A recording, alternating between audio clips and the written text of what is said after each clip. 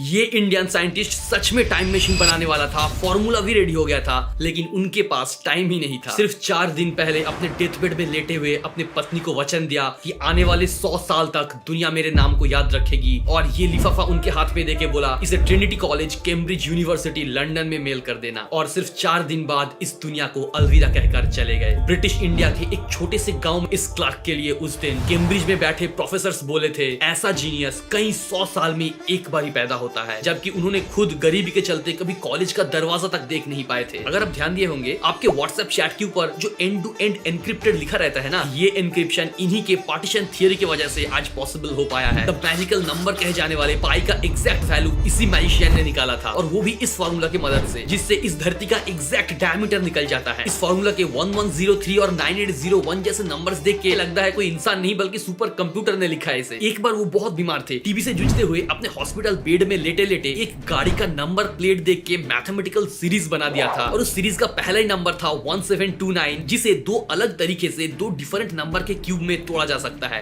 एक और shocking theory है, 1 + 2 + 3 + 4 करते करते अगर इनफाइनाइट तक जाएंगे हम तो क्या रिजल्ट निकल के आएगा? गेस कीजिए, इन्फिनिटी ना? बिल्कुल गलत। एक निगेटिव नंबर आंसर आएगा -1/12। ये हमारे आज का नंबर सिस्टम और इनफाइनाइट के बीच का वो राज है जो अभी तक हमारे मॉडर्न मैथमेटिक्स के समझ से परे है। इसका प्रूफ देने से पहले ही वो चल बसे, अगर दे देते तो पूरा मैथमेटिक्स ही रीराइट करना पड़ जाता, जैसा कभी आर्यभट्ट ने किया था जीरो का खोज करके। उनका फर्म बिलीव था कि जीरो और इनफाइनाइट के बीच नंबर 3D प्लेन में मूव करने लग जाता है। जीरो यानी कुछ भी नहीं, और इनफाइनाइट सब कुछ, ये एक ही डिवाइन सर्कल के 2 अलग एंड है। यहीं से हमारा यूनिवर्स का जन्म होता है। इनका ये थियरी आइंस्टाइन का इकलौता अधूरा सपना था, यूनिफाइड फील्ड थियरी, पूरा कर रहा था, जिसके मदद से ग्रेविटी को आर्टिफिशियली कम ज्यादा करके टाइम का जो स्पीड है उसे स्लो या फास्ट किया जा सकता था, यानी वार्म होल में एंटर किया जा सकता है। आप सिंपली डॉक्टर स्ट्रेंज में जैसा देखे थे ना, कुछ वैसा ही समझिए। और वो चिट्ठी याद है, उसी चिट्ठी के अंदर ये फॉर्मूला था जिसे द मॉक थीटा फंक्शन कहा उन्होंने, और साइंटिस्ट ने इसी का नाम दिया